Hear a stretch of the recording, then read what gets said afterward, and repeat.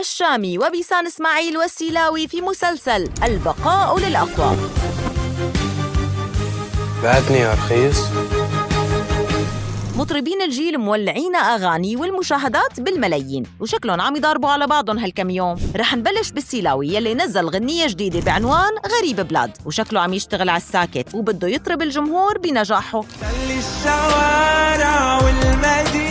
أما بيسان إسماعيل فأعلنت عن أغنيتها الجديدة خطية بنفس الوقت يلي نزل فيه الشامي أغنيته جيناك، وهالسيناريو تكرر بالفترة يلي نزل فيها الشامي دكتور.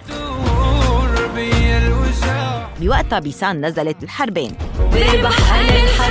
وأهم شيء إنه تصور شي 20 ريل على الغنية مع معمود ومثلون مع نوار ومثلون لحالة، قال يعني ترويج. أغنية الحربين.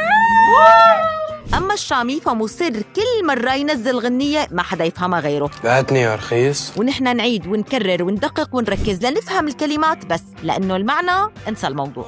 على عيني بالسلامة. لا، وبيطلع بمجد بأغانيه وبأسلوبه الجديد، وإنه بدك فترة عزيزي المستمع لحتى أذانك يتعودوا على كل هالعظمة. الله الله على التواضع يا نجم. وانتو خبرونا مين هو فنان الجيل الجديد يلي بيستحق لقب النمبر 1؟